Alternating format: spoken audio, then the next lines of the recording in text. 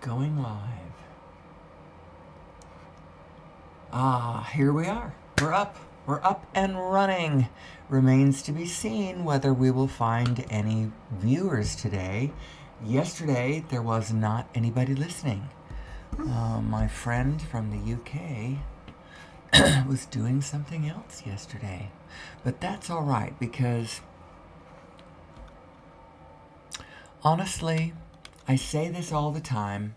And of course, nobody ever hears it because nobody listens. But I do this for myself. I do this for myself. I do it because this is what I do. And it's not my business at any given time, in a way, whether anybody's listening to me or not. Now, I know that sounds simplistic, but to some extent, that's true. Who am I? Who am I and what is this show all about?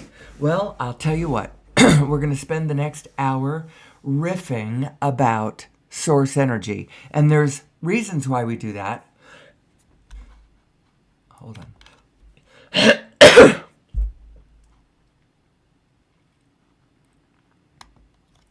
One of the reasons we do it is because it is the most important topic of the time. And I promise you, we're not just talking about God. We're not just arguing religious philosophies. When we talk about source energy, we're talking about the source of actual reality. Where is our reality coming from? How does it work?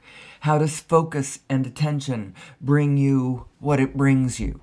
How do you get what you think about? What's happening? How is this rolling manifestation rolling? How do desires come into being? What is your desire? What's that all about? I know that a lot of religions have vilified the impulse of desire, but quite frankly, your desire is where your inner being is located.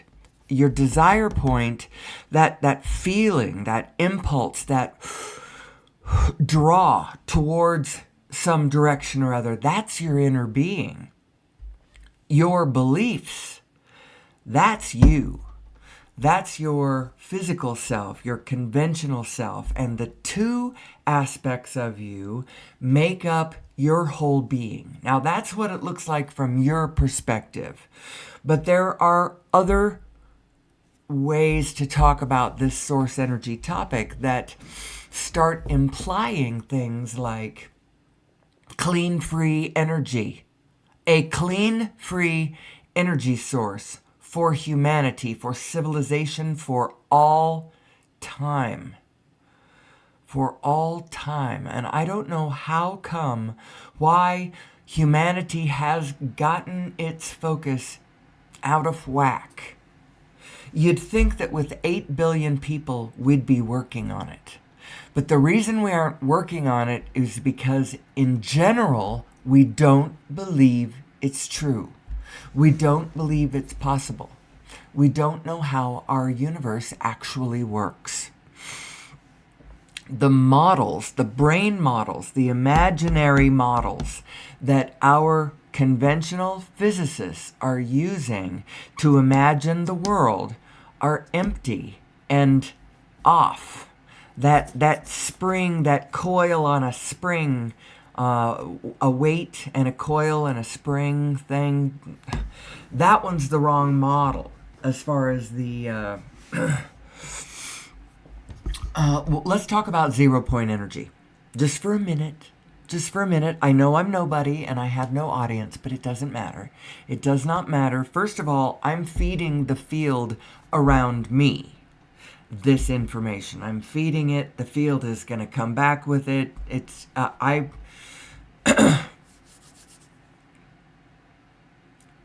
know it seems odd to think that it does not matter that there is nobody watching me right now. But it really doesn't matter that there's nobody watching me right now, and it will be all right. I will have an audience at some point. It is my deep faith. I believe that the whole field is intelligent, and I am part of the whole field. And my desires play into the desires of the whole field if I would but get into alignment with my own desires, it would be in alignment with the whole rest of the field. It would be. It would be. So why isn't it sometimes, when someone has a desire and it's because we need to talk about alignment. We need to understand fully the concept of alignment and what we really are talking about. Now, I say all the time that we are two spins, that you are two spins. You are the spin of your source self, and then you are the spin of your conventional self. But you're probably many more spins than that. It's possible that you are a different spin on every topic that there is. So you can be in alignment on some topics and out of alignment on other topics. It would be a rare person who was in alignment between himself on every single subject. That would be a very rare person. Most people, they're really good about something, and then they're not so good about other things. They might be really in alignment with the way they feel about music. But when it comes to taxes, they just can't deal with it, You are... But I don't want to get too esoteric. Because honestly, this is a free form. It's very free form, this show. Because all I'm doing is riffing. I'm riffing through my own consciousness. It's an activity. It's a kind of thought. It's an activity between me and my two girls. We used to call this activity flying. But usually it had to do with, it was two people talking doing this, as opposed to one person just talking to themselves doing this. That's harder to do. I've been learning how to do this for the last couple of years. How do I get up early in the morning, sit down in front of my microphone, and talk about my favorite subject without running out of things to say, or energy, or impetus. How do you do that? How do you... Well,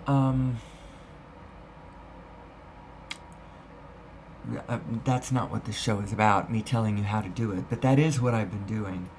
And so this is non-resisted thought. That's what flying is. It's the exercise of non-resistant thought. I'm not coming from this at any point from a place of resistance, like I think there's anything wrong going with the world. The world is great, actually. The world is perfect. It's just a question of how you're looking at it, as to whether or not you're flowing with it, or whether you're, rubbing it the wrong way, running upstream, What would those words be? So the show is Who Am I? And the subject is source energy. Now understand, we are all source energy. And everything is source energy. So potentially this subject could be everything. This show could be a show about everything. Who am I? Because I am everything. But what it really is going to end up being about is we're going to talk about the energy source that fuels the universe. And it is the same source that fuels you.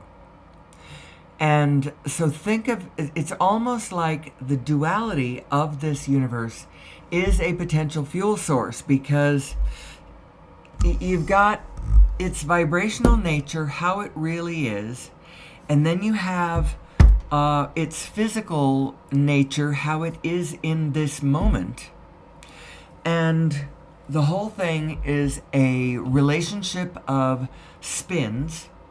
There is the whole thing spinning, and then there are an infinitude of individuated spins, all tethered to the original spin. That's kind of what the setup is, but it's not really like that. So erase that and think about it this way instead. It's all Planck's. Think about the Planck as being the fundamental building block of the universe. And what a Planck really is it's not actually a thing. It is a thing, but it's a frequency is what it is. And it's a ultimately short, ultimately as in as short as a frequency can get in this size universe. It actually can't get any shorter than that because of the boundaries put on it by the speed of light. The speed of light being what it is, you just can't get a frequency shorter than a Planck. And how you get a Planck, it's a photon going at the speed of light, crossing its own diameter. It's that short. So how big is a photon? It's really small. It is so much smaller than an atom. It's so small. And now make it go the speed of light, because that's what a photon does anyway. So photon going at the speed of light, crossing its own diameter, it can't get shorter than that. Not in this density universe. You can get another scale of it, but you go all the way down to it. It's like another factor. The sub-Planck. You could get down to the sub-Planck, but that would be coming from a smaller universe. That's the only way you can get shorter than that. So you've got the building block of the universe, of our universe, is Planck's. And we've just shown how you get a Planck and talked about what it is. It's a frequency of as short as you can get in this. And everything is made up of this, of Planck's. Everything is made up of Planck's. Protons are made up of Planck's. Atoms are made up of Planck's and protons, subatomic parts and protons. But when you get right down to it, the smallest building block you got going on there, and the fundamental building block of the universe, is the Planck. And when you get to that size,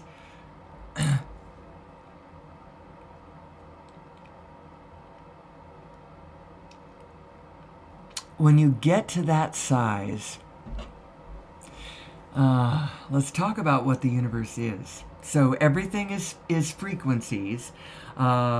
Everything is Planck's stuck together or playing together. It's a fluid. It's a fluid dynamic. It's like a plasma, actually. And at the Planck scale, this fluid is so densely packed. It's packed like sardines at that scale. And all these scales exist at the same time, and there's a relationship between all these scales. And actually, there is an information flow happening at all these scales. Wow. I'm getting lots of information. And I need to focus. You are a focusing mechanism. That's what you do. That's what you do best. That's what you're all about. So I need to focus this. Who am I? Because we are the Planck field. We are the Planck field, and we are exchanging our information with the rest of the Planck field through this system of... It's like... Hold on a second. I don't know whether I have any watchers. If I went over there and looked, if I didn't in this moment, it would throw me off. If I do, that's fantastic, and I don't want to be thrown off because it would actually throw me off if I went over and looked either way. So I'm not going to go over and look. I'm just going to keep doing this thing that I do myself because I got to get it straight. And sometimes, occasionally, when I'm trying to sort out emotional issues in my own life, in my own family life, in my own personal life, the truth about this thing that I speak about every morning actually turns out coming in handy as I figure out how to take my stand, how to play my position when I have actual issues in my life. It really has helped me. And I know that someday it will serve me really well. Someday I will meet Nassim Haramein. I have never met him. And this thing that I speak of, it's almost like singing his song without him having ever met me. I am speaking about the nature of unified physics that he is preaching all the time over at the International Space Federation. And it is not the website that I thought that it was, that I said a couple times on my show. I'm not sure what it is. Just go over to Google and write International Space Federation, Nassim Haramein, and the right one will come up. Someday I will meet him, and he will be impressed by how well I voice his message of the physics of it. The shape of our universe is the important thing for us generally to input into the models of our thinking brain. And our physicists having the wrong imaginary model to work with is really hobbling them. It's making it difficult for humanity to move forward with what it could be moving forward with. An understanding of who we are and how this works. How it works all the way down to the Planck, all the way down to the immortal, all the way down to the continuum, all the way to the collective. How does it work? Who are you from your individual self all the way up to your self that includes everybody else? And how do you make your own life work, knowing that your life is as big as that? My life is as big as teeny tiny little me, all the way up to the me that is part of a society that's been struggling for thousands of years to find itself, to discover how to be in this world, how to be human and not destroy the planet at the same time, and also not be forced to go backwards. Let's go back to an agrarian, to a simpler time. Let's just take all of our knowledge and all of our technology and just bury it in a vault somewhere and forget about it, right? No, we can't go back. We're not expected to go back. What we need to do is figure this out. And the question drives right to the center of who am I? Because you are at the center of this question. At least, from my point of view, I am. And it's really, really important to me how I fit into this equation. How I am both my individual self and, quite frankly, I am a larger self. Deal with it, like it or not. Now, there are two ways to do this. You can either completely forget about being a larger being and just be your smaller self and care how you feel. Use your guidance system the way it was meant to be.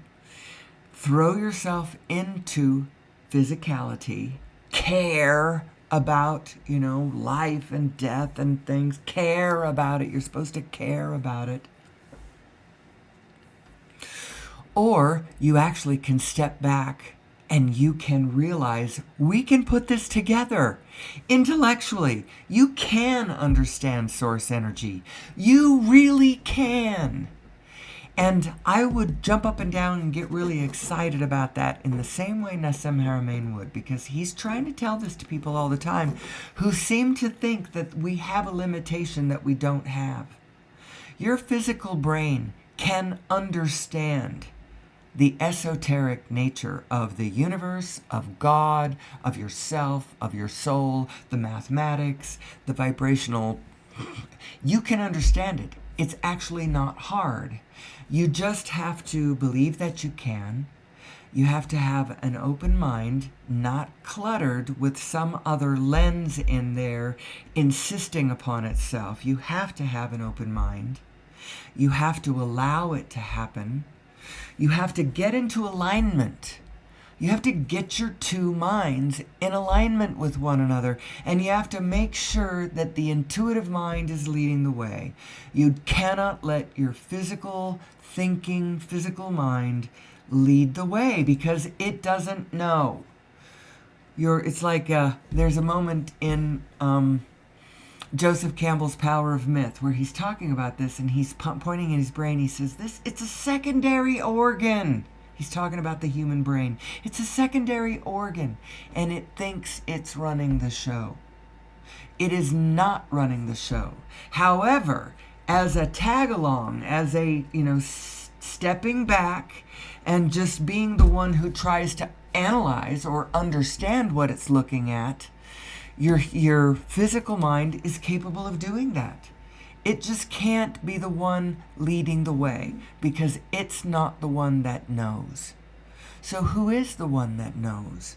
Your vibrational self, your source energy side, your side connected to the wholeness, your collective spin side, the side that is connected to you as a larger data flow. That one knows. So let that one lead the way. It's the intuitive mind, the sacred gift, and the thinking mind as the faithful servant. We have developed a society that reveres... How does that go? It's a quote. It's a quote from Einstein as he talks about this very subject. And it's wonderful. And I have it right up here. Let's see. It says, the intuitive mind is a sacred gift, and the rational mind is a faithful servant.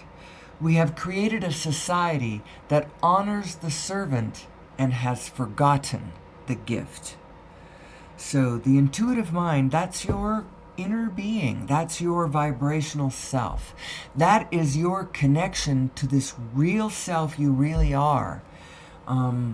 Source energy. It's who you are. It's who I am. It's who we all are. Everything is extensions of this one Planck field spinning together into a pattern. That's what we all are. That's what life is. That's what I am. That's what you are. And as such, you need to understand your ordinary life, your positive and negative emotions. Who is your negative self? Who is your negative self? Because quite frankly, who you really are is a powerful, positive force. That's who you really are. Now, what are you being in this life, and what has life... Now, I'm coming from a different angle than some people have to come from this. They come from a harsher place. They have to learn who they are, who they really are, from a place of being maybe beat, having to be nice to the man who rapes you, having to, let's see, that was somebody else's words. I was listening to somebody else who was coming from a very powerful position. It was cool. Who is she? My daughter was the one who sent me the,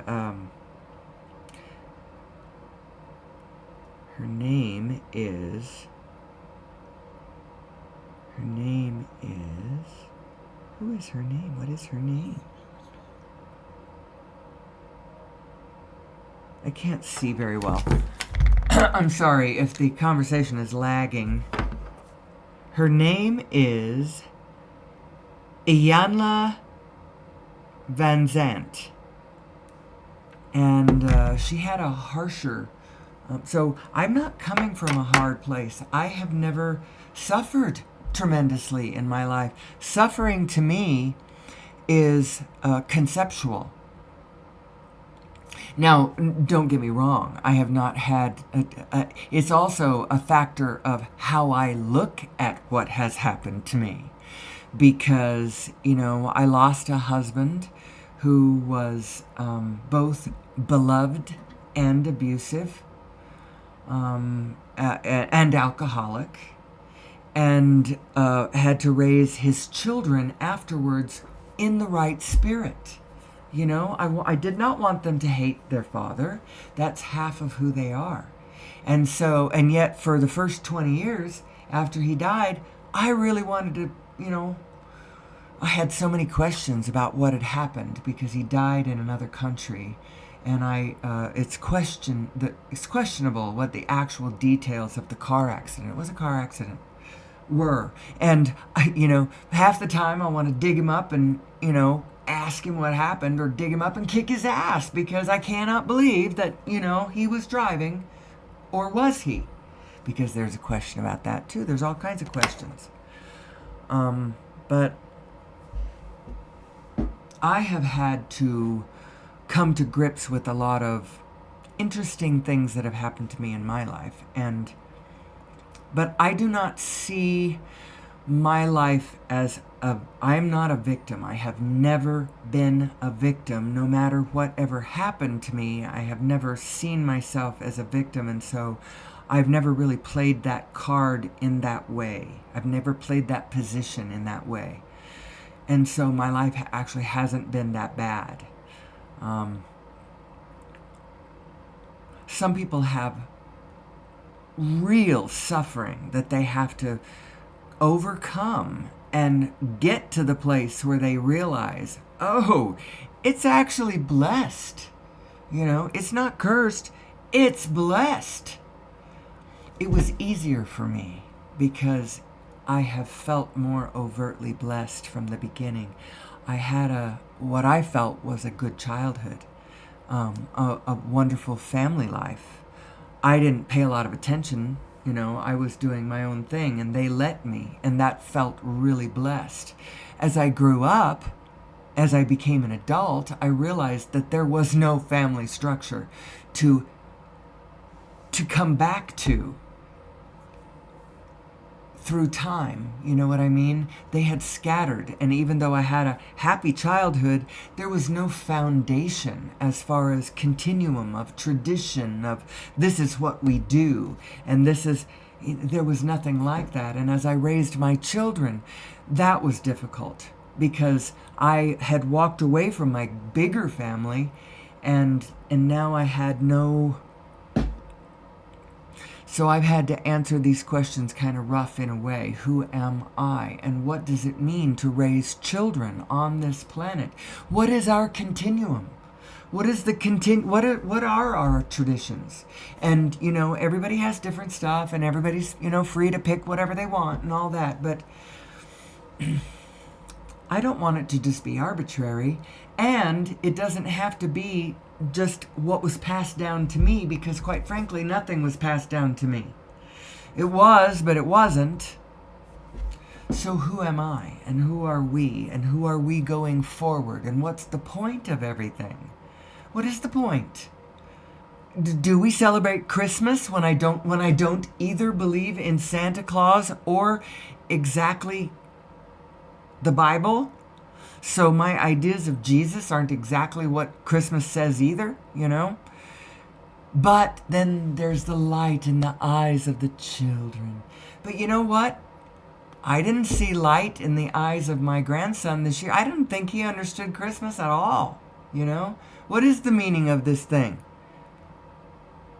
So I think this question is a good one. Who am I? And we come to some interesting places when we start dissecting who we are as source energy.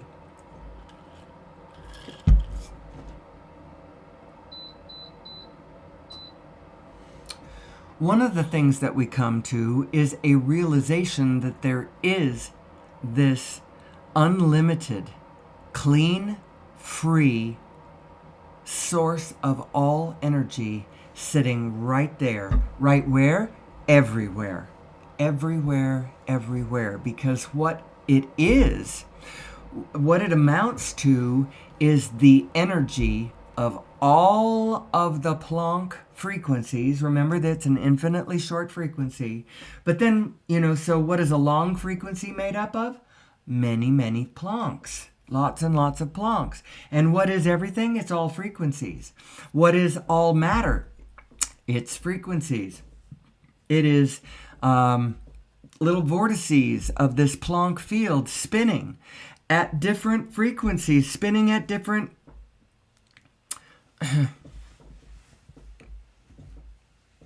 that's what the physical world is. So the physical world is actually a play between the vibrational world and the conventional world. As all of the Plancks, as they're touching one another, they are exchanging their information with one another all across the field. And that magnitude of information is what 0-point energy is.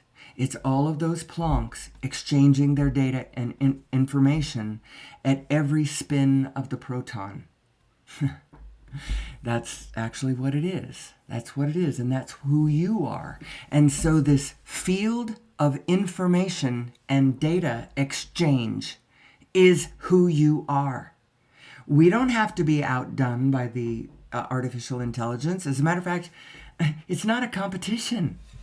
We think that it is. Ooh, they're going to outdo us. They're going to take over. No, they aren't. Because they are truly intelligent, or they would be. It depends on what we feed into the field. If we feed into the field this us versus them, this fear, this... I don't know how the field could spit it back out in an immediate way. Now, I'm not going to be feeding my immediate field with any kind of crap like that because I don't want it to come back at me like that. I understand that intelligence is intelligence. And I'm telling you, I look around my world and I think we could use some help from intelligence, artificial or not. But it's not us against them. It's the whole field. The whole field is interacting with itself. That's what life is. That's what you are. And so when you have, this is one of the problems I have with things like politics. Politics gets it down to a level of specificity in a weird way that didn't acknowledge some facts on the ground going in. And one of the things is that there is no us versus them. There is no us versus them. But both sides, both factions, they are factions now. They are not, our founding fathers of this country were worried about potentially what might happen with factions. There's sort of fractured aspects of ourselves not seen in wholeness. That's sort of what a faction is, and it starts competing with the other factions as though we are not a wholeness.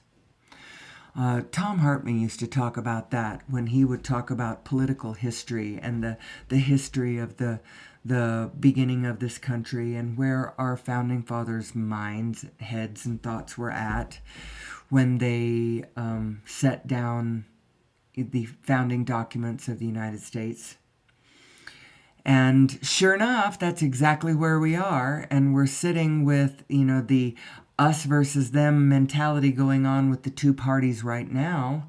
One side is sort of a mob family, no integrity whatsoever, a convicted felon who through all kinds of machinations has gotten out of whatever, and all of the people who jump onto his form of organization in order for their own bread to be buttered, because you support me and be loyal to me. I will make sure that you stay in contact with all the butter that you need for your bread.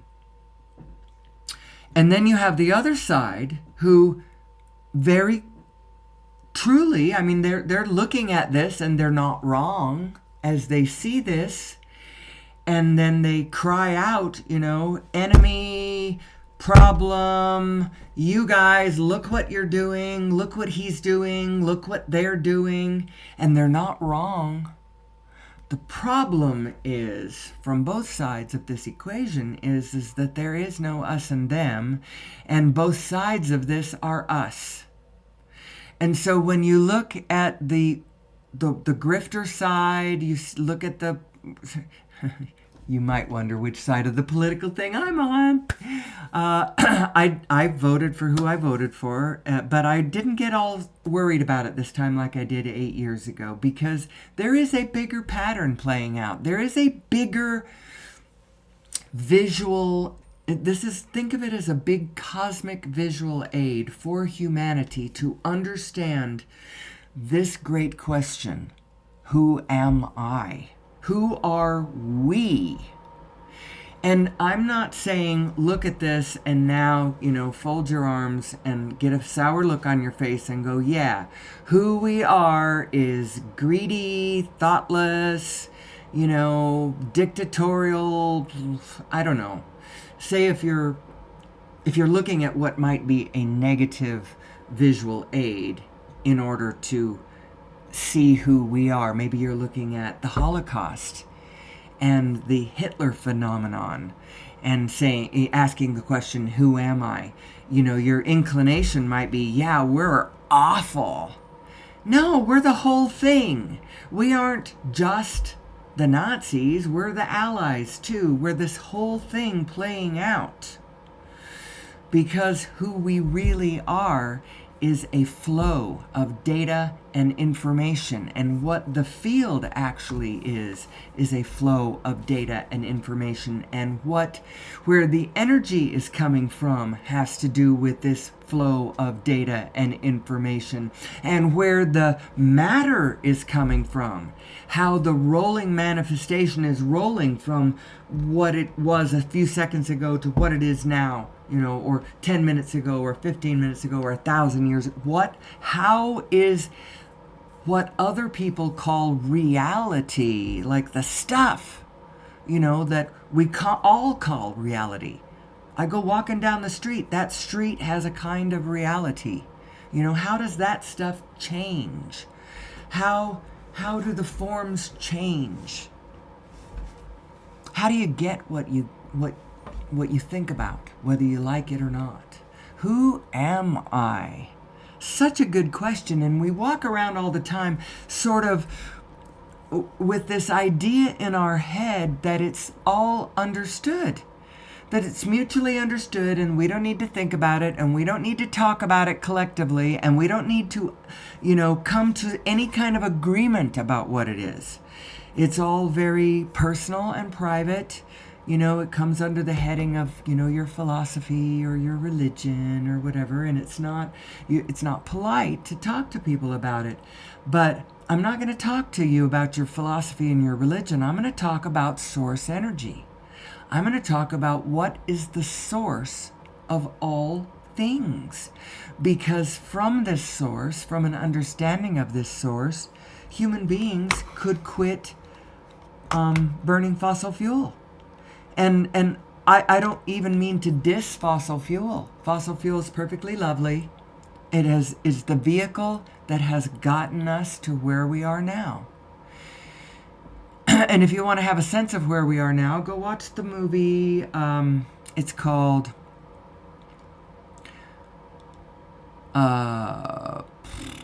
Living in the Future's Past. And it is narrated by Jeff Bridges. And it talks about us as being made of oil.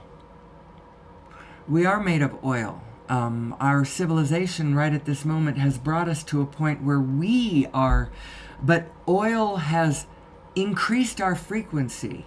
to a certain level. We have gotten it to a particular level. We are faster. We are running faster than we were 100 years ago, 200 years ago, 300 years ago.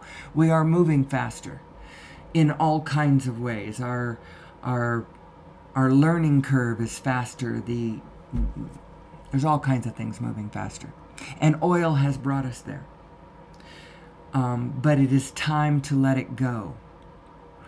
Whale oil took us to a certain level.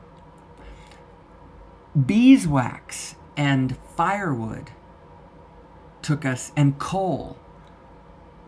Well, I'm not sure when we figured out where coal was and how to burn it. We'd burned it in the 1900s, but I don't know how much earlier than that we were burning coal. 1800s, 1700s, I don't know. Were we burning coal in the 1700s? Maybe. Who am I? Who are we? And where are we going with ourselves? And what is the meaning of what we are looking at? The visible, physical world. What is it? How to make it more of what you want and less of the garbage that you don't want. War, anger, disharmony, urban decay. I don't know, I'm just spitballing things I don't like. Sixth mass extinction.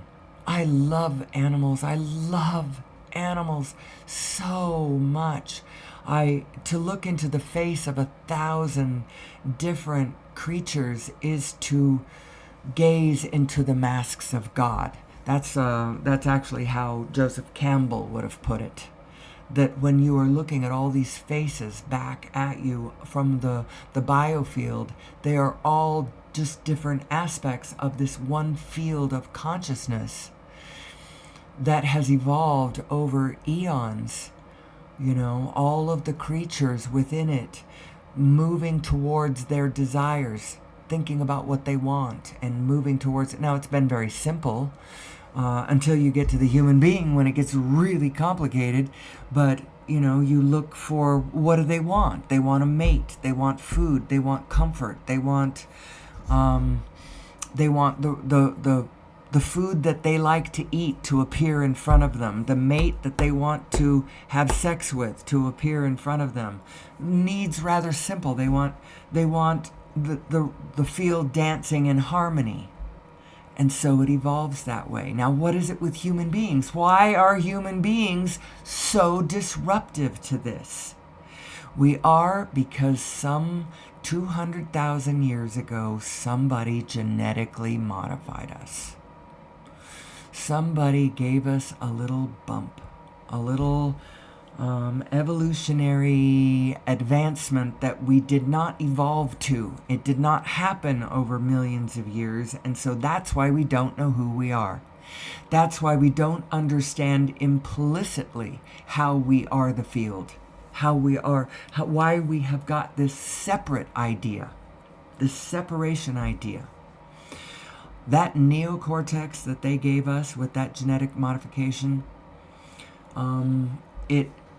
it gave us both an overview mind and an exaggerated sense of separation from the field. It makes human beings what they are, both wildly imaginative. Now, understand what your imagination actually is. Your imagination is your larger self's connection to the field. It's your vibrational self communicating with you, giving you downloads. That's what your imagination is. And it has some sort of relationship to the truth. It may have a direct relationship. It may have a 3-to-1 relationship. It may have, there's all kinds of different formulas that your imagination can have if you're in really good alignment with the actual models of the physical world as it physically is being, not in a superstitious way, but in a reality-based way. the things that you imagine could start to get quite close to what is actually real, what might actually be coming around the corner. You get into alignment with yourself, and your physical brain is really quite good. It's quite clever. It's highly accurate. Your physical brain really is very accurate. The problem is the alignment. It can't be leading the way. It can't be the one determining what is true. It can be the one who tags along after and analyzes and evaluates and understands what is true. But it can't be the one leading the way. That's the faithful servant and the sacred gift thing.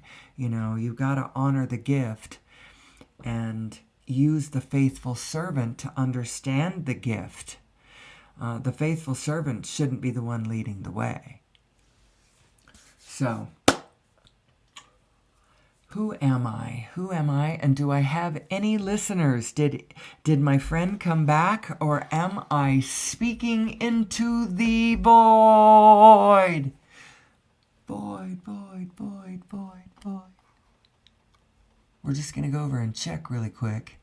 And then, without getting excited about the answer either way, I'm just going to come back to the studio and keep riffing. We're going to talk about what I talk about all the time. Who am I? Who am I? What is source energy? And how does the law of attraction work? You go to YouTube now, and all the videos are all about getting what you want, manifesting reality, manifesting the reality that you want.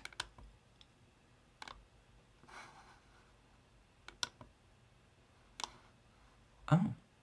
2 views, 1 concurrent. Okay. Average viewer duration, 16 minutes. Okay. Hi. I was here yesterday, and you must have been busy. So instead, I posted it, so it's over there. I actually did a really good job. I had just come back from our venture to Arizona. And I had things that were going on in the family circle, questions of something we were trying to organize that I wanted it to fall into place just the way I wanted it to fall into place, with ease and flow, and have everybody's needs met in this manner, and to have us all come away from this adventure with a good feeling. And anyway, that's our little adventure we're having next week. And I used my formulas, and I used my understanding of who I am and the meaning of the negative self, my negative self, and the negative self of others. So it's a formulation that you can do across both ways. Because when you... Now, what'll happen a lot of times is you'll have a negative response to somebody else's negativity. And then you're like, oh yeah, that person, they're just so negative. If they weren't so negative, I'd be fine. But the thing is that just activated the negative self in you. And so you've got to deal with that. You have no control over fixing their negativity. All you can do is recognize that your feeling of discomfort about their negativity showed you something about your negative self. And so that's where you can use the formulas. What's the meaning of my negative self? Well, first of all, it's not real in the sense that only the love is real, and who I really am is not the negative self. Who I really am is the positive self, the love self. You are love, and the whole thing is love. The whole thing is one thing. It's Planck's. It's a fluid dynamic of us all dancing together, and this dynamic field is sussing out information in discrete places in the field and then distributing that information across the whole field. So all of it knows about every bit of it. That's part of that, God knows everything, God is everywhere, God is love. All of that crap, all of that trite nonsense that says nothing is deeply, deeply true. Deeply true. There's another one that's silly, that is so deeply true. Once, at just the right moment, I sprung this on one of my daughters, and she literally burst into tears immediately because of the profoundness of the message in this simple child song that we all learn and don't think it means anything at all. That song is "Row, row, row your boat. Row, row, row your boat gently down the stream.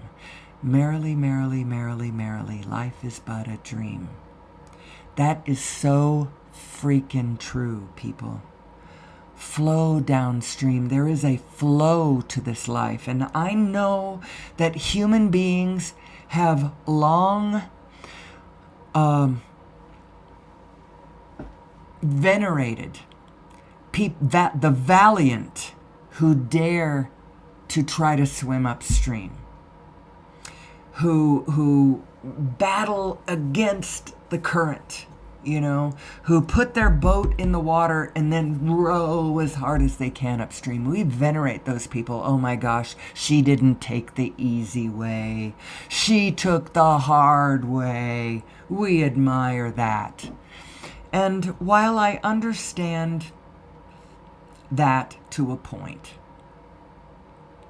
the fact of the matter is that there is plenty of valiance to be had in a downstream journey, because you're going to come up against places where the rest of the field is not flowing downstream, and that's actually what they need to do. They're all trying so hard to swim upstream, and they need to flow downstream. They need to be helped gently, turned in the forward direction, and then they will start flowing in the right direction. I have this concept in my own head of what it looks like when you get out of alignment with yourself. So recognize you are a positive forward flow of positive information with the field. That's who you are. Data, flow, and information, positive going forward. That's who you are. However, if you are in your negative self, there is something different that is happening.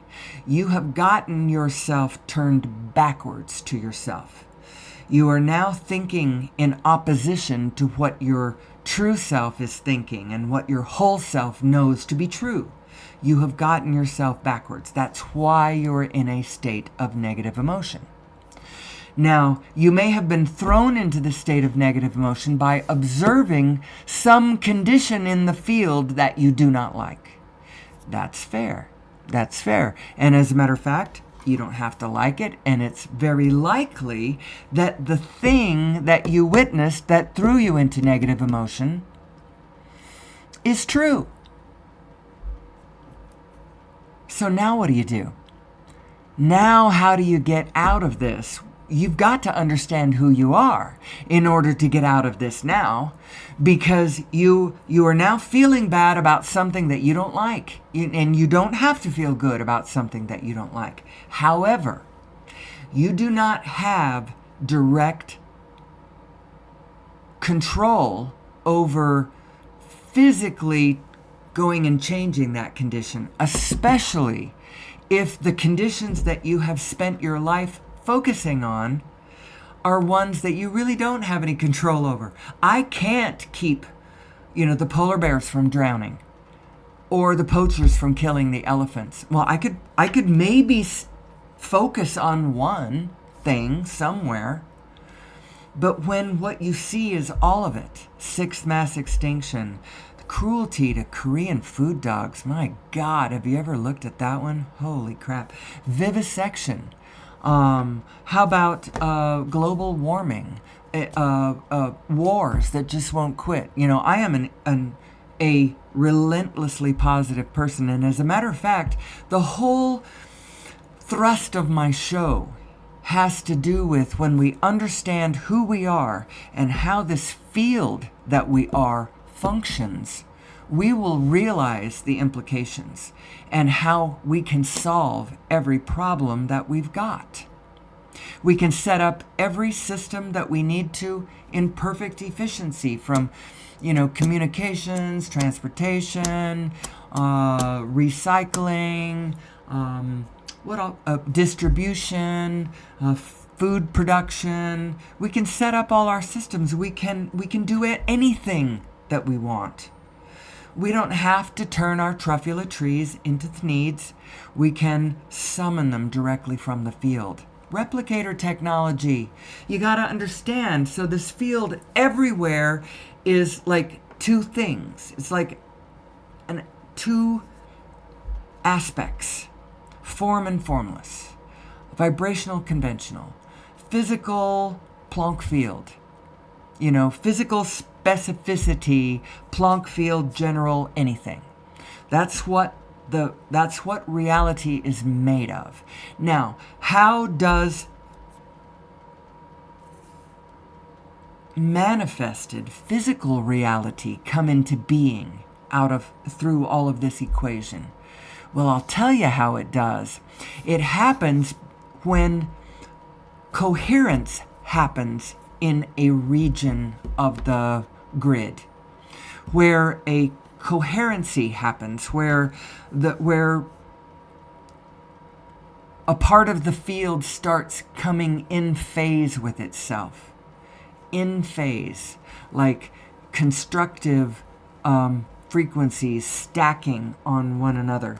When you get into alignment, your energy, you come in phase with yourself. Let's not talk about general out there. Let's just talk about you. When you come into coherency between your two selves, and we have only ever brushed the very, very tip of what you could be doing.